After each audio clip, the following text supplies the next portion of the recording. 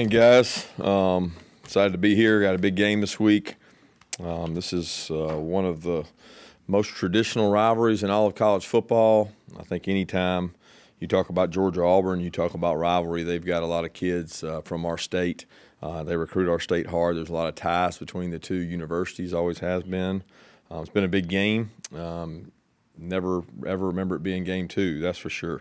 So that's very unique, and that we'll be playing them pretty early. And, I got a lot of respect for their coordinators, Coach Steele, Chad, both really good. I think what Chad's done for their offense is really shows on tape, his ability to use their skill and get their skill players the ball from different locations. You can see it showing up already, and they've done a great job of that. Got a lot of respect for Gus and the organization he's put together. They've recruited well. They've got really good players, top 10 team in the country. So it should be a great ball game, great atmosphere. Certainly wish we could have 93,000 there, but we won't be able to do that. So we'll do the best we can with the crowd we got, and we'll need them to be loud. I thought that that Arkansas's group was good and loud last week, and the atmosphere will be really good for that this week as well. So we're excited for that. I know you guys will want to ask the quarterback question, and you'll want to ask it all week.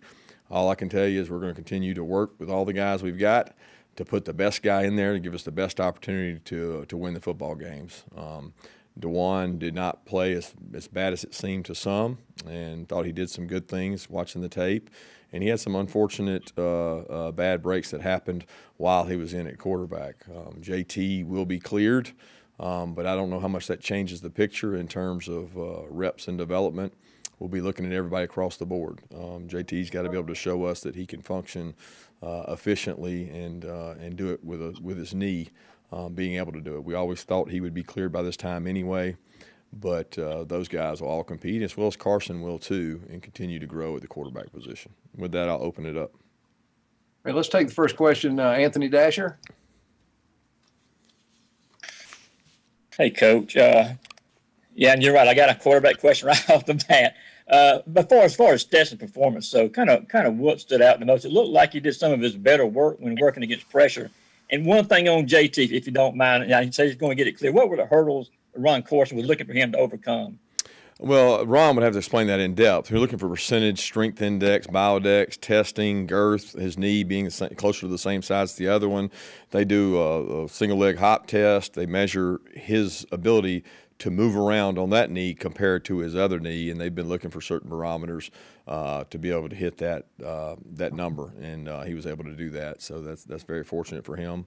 But he's still got to be able to go out there and prove to us that he can do it in the game-like situations, in the practice-like situations, and that's not easy to do during the week at times. But I thought Stetson did a good job when he came in. He's played a lot of football. He had good composure. He handled the pocket well. He handled the protections well. Stetson's seen a lot of football in his time, so with the stuff he sees from our defense day in and day out, taking all the reps last year, he was very calm and poised. And DeJuan did a lot of good things, guys. It's not, it's not his fault a play got called back for holding. It's not his fault a guy missed a pickup on third down, and he almost turned that into a first down. So he did a lot of good things early on there, and we just never could put good things back to back. And every drive he had came to a stop for some reason or another. Chip Towers? Yeah, Coach, on DeJuan, he took a big hit on the sideline in the side of the head, and I saw you talk to him when he come over telling him that he needed to get down.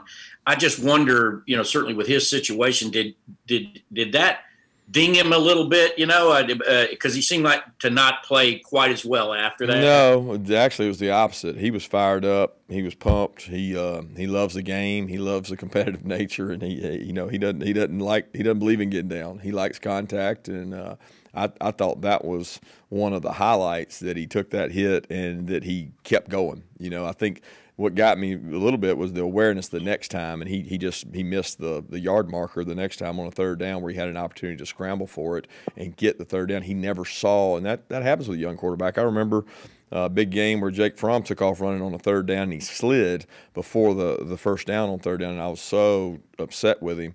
But a lot of guys don't have the awareness to know exactly where that is on the sideline, and he just missed it. It had nothing to do with the hit that he took earlier. As a matter of fact, he was pumped about the hit. He's been waiting 2 years to get hit, so he felt relieved.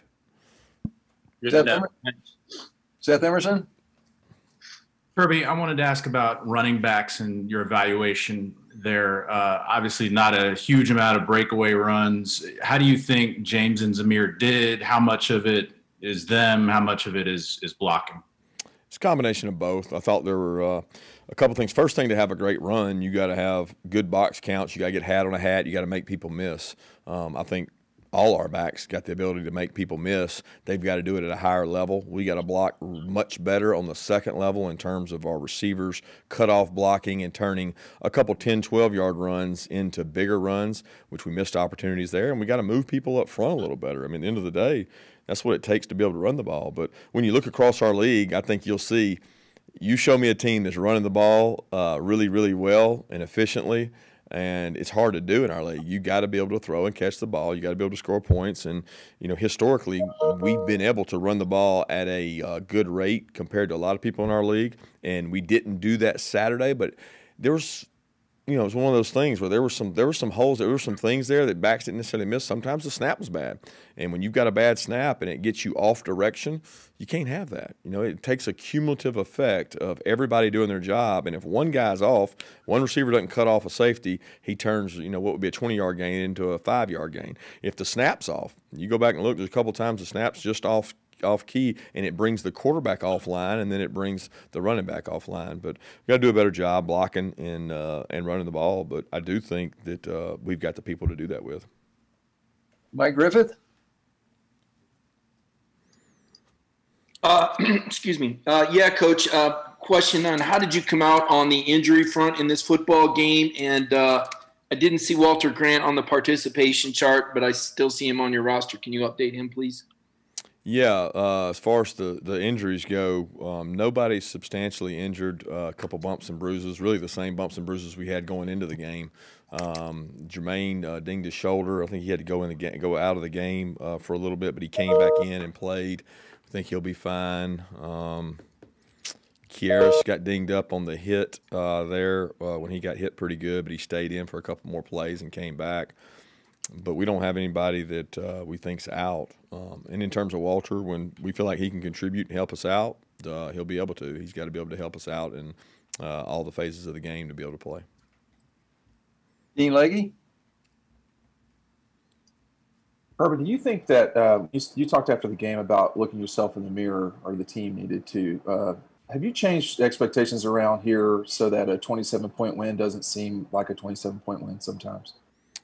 I don't know. I don't really get into that. I just look at the performance. The expectation of fan base and expectation of you guys is not what I'm trying to please. I'm trying to please these young men, and I want them to be at their best. I want to do the best job for them as a staff. I want to put them in the best chance to be successful.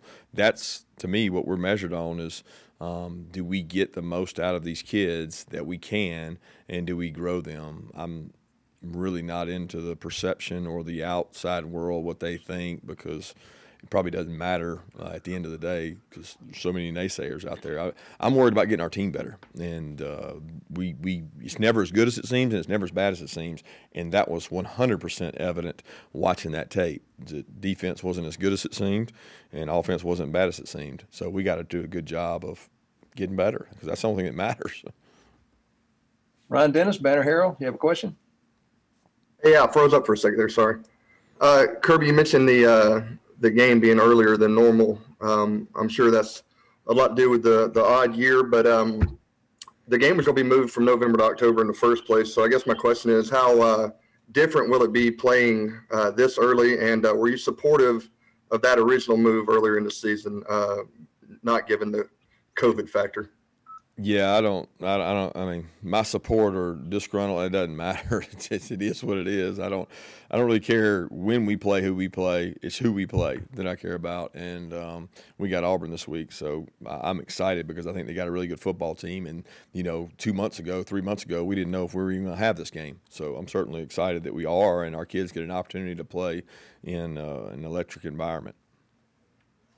Paul Newberry, you have a question? Hey, Kirby, how you doing? Good. Back to the quarterbacks. Does it Do you worry at all, or would you like to kind of? I assume you want to get that sort of nailed down. You don't want to go through the whole season, as you say, where that's an issue. How important is it to kind of lock that down of who the quarterback is for the season? Well, it's a lot more important how we play around him and how we support him, because whoever's able to do that the best and get the most out of the people around them is probably going to be the guy that moves the ball and produces. And at the end of the day, that's what we want to do. If that's one guy, if that's two guys, we're not putting ourselves in a pigeonhole and saying we can only have one quarterback. We've got to develop all our quarterbacks. So I know y'all are looking at it in terms of Auburn right now, who's going to play, what's the quarterback, where we're trying to look at our entire roster and say, okay, how are we going to be the best we can be in week 2, 3, 4, 5, 6 down the line? Because there's some guys on our team that are going to be better down the line than maybe the guy in front of them, but the only way they're going to get there is through playing. So there's a big part of making that decision that goes into that, and I'm not going to sit here and say we can't play multiple guys or it's got to be one guy. I certainly think it's easier when it's one guy in terms of the continuity with your team and things like that, but we've got to do what gives us the best chance to win, and that's what we're going to continue to do as coaches. Jed May, you have a question? Hi, Kirby. Yeah. You mentioned the quarterbacks and sort of juggling the reps throughout this game week. How, I guess, more difficult does that make things when you're sort of evaluating them throughout the game week as opposed to, the preseason when you don't have another opponent to prepare for? Yeah, I didn't say we would juggle the game reps. I'm not ready to say that we're going to do that. We're going to get the guys prepared. We think give us the best chance to win. There's a lot of reps out there when you have 1s, 2s, and 3s, and you're able to get a lot of work. So we're going to get work, but we're not going to have a juggling and doing it. You don't have enough reps to put 4 different guys in there with the 1s and get them reps. The reps they get in development-wise will come sometimes with the 2s and 3s. Zach Klein, you have a question? Yeah, Bo Nix, coach, has the second longest active streak in the country behind Trevor without throwing a pick. Is that a product of a lot of dink and dunks, or you see him the ability to kind of sling it all over the field? No, he's got a vertical passing game now. He's got a great arm. He makes really good decisions. I mean, I think the not the dink and dunk, it's the decision making he has that gives him the opportunity to not throw picks. Smart quarterbacks avoid picks because they don't throw into situations that are adverse. And he's got a really good set of receivers. When you talk about experience in an SEC with the guys they've got at wideout, I mean, those guys seem like they've been playing there forever. Seth's one of the best there is. Eli Stowe's been there forever, and we know how fast Schwartz is. They've got a lot of good wideouts in terms of their skill set on offense. So he's got guys to protect him around it, and, he's a coach's son that's been around the game his whole life. He knows good decisions, and he's a really good athlete. People don't understand how good a runner he actually is. Jake Rowe? Yeah, Kirby, I wanted to ask you about the center situation. We saw Warren Erickson kind of rotate in there in some meaningful minutes, and you don't normally see a lot of rotation at center. What was kind of the thinking behind that, and did it have something to do with maybe Trey's snapping issues, having kind of a couple bad ones in the last 2 games?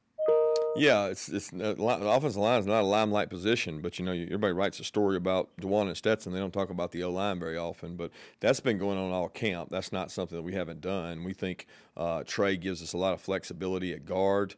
We think Warren gives us flexibility at center and the ability to play guard, which he did in the bowl game. He provides Trey some conditioning relief when you're in a COVID year and you're not quite as in good a shape as you normally are.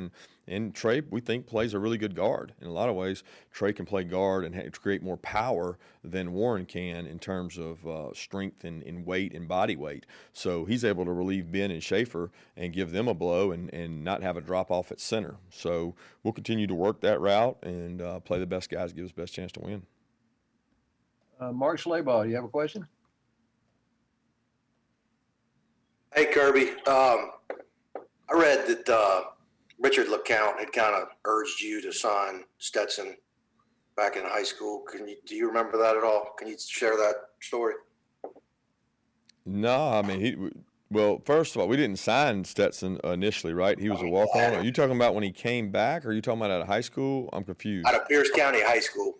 Yeah, I mean, I never heard that story. I never remember that coming up. We watched Stetson a lot and thought a lot of him, and he had scholarship offers, and he was what we called a recruited walk-on. We recruited him. We brought him on an official visit, and and we wanted Stetson to come here and develop, and he did a really good job that freshman year. He didn't get a lot of competitive reps. He got all the scout team reps. He did a great job, but I mean, maybe Richard's taking credit for that. I don't know, but I never remember Richard telling me to go after Stetson. It was more of Stetson was a really good football player that we wanted to join our team. He was a great academic student, so we knew he would be able to get into Georgia, and he did an awesome job while he was here. He just didn't feel like in the spring with Justin and Jake that he was going to get the opportunity needed, and that's when he decided to go to Mississippi. Thank you. Vance Levy? Kirby, by and large, it looked like a great, solid day for the special teams. Did you see enough in camp to feel good about it going into the first game? But then on the flip side, did the tape show some stuff that maybe some folks didn't see? Yeah, I'll be honest with you. I wasn't exactly ecstatic about the special teams. I thought that we missed some opportunities there. We left some things out there that were there. We didn't handle a couple situations well. We had to burn a timeout. So I was not pleased with that. Now, statistically, you can look at it and say, well, you're crazy because you did this, this, this, this. I mean, we've got an experienced punter who punted the ball well and some really competitive gunners that we worked all offseason on being a better pin the team inside the 10, and those reps showed. We were very fortunate to have those reps show. The return game, I thought we left some out there. I thought that maybe if we block a little better, or maybe we return a little better, we score a touchdown on that. And with a young offense, you've got to ignite it through special teams, and we work really hard on that, and we take a lot of pride in that. And we were probably a little ahead of Arkansas in terms of the level of skill players that were out there. They're still in the process of recruiting guys and getting guys out there. We were probably better than them. But when you look at Auburn, which I've done all morning and all afternoon yesterday, they have all their starters, all their best players on special teams. It's going to be a competitive war on special teams because they've got really good special teams players. Austin Roper, do you have a question? Yeah. Hey, Kirby. You mentioned earlier that the defense, after giving it a second look, that the defense didn't do as well as you initially thought. In what areas or ways are you talking about as regards to the defense? Good question. The biggest thing is we had some mental bust that they didn't expose us on. Things that if you're sitting there watching, you're going, okay, we didn't do that right. We didn't handle that well. And someone's going to, maybe with better players, will be able to expose us. Mistakes that were made, communication errors. One side's playing one thing, another side's playing another, and we're not on the same page. I mean, typically they're early in the season mistakes, and they're one play away from being a big play, which we saw the explosive play that happened.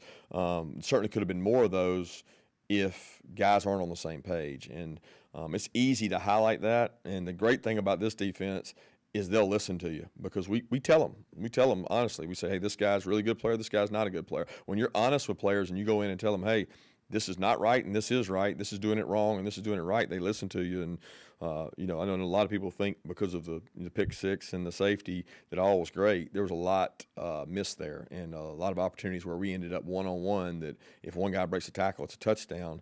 And we need two people there. We need three people there. Jay Black, you have a question?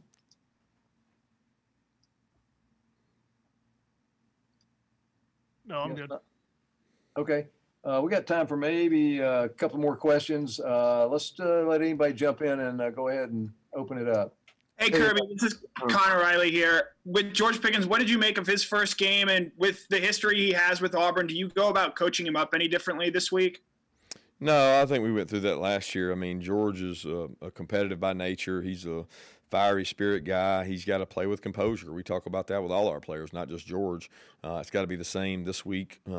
It can't just mean more because it's Auburn. It has to mean more because it's the next game. And thought he played well in the game. He knows what he's got to work on and continue to get better at, and we point that out to him each day. Last question. Hey, Kirby, Paul McCombs here. What's the status of Trey McKitty headed into the game and your evaluation on the tight ends from this past week? I thought Darnell did a good job for having the first game jitters. He handled his assignments well. He's got to continue to condition and get in better shape, be more physical presence in the blocking game. But he's a kid that's coming along really well. As far as Trey, I'll be able to tell you a lot more after today's practice. I can't say right now because we haven't seen him yet. Thanks, everybody. Stand by for players. Thanks.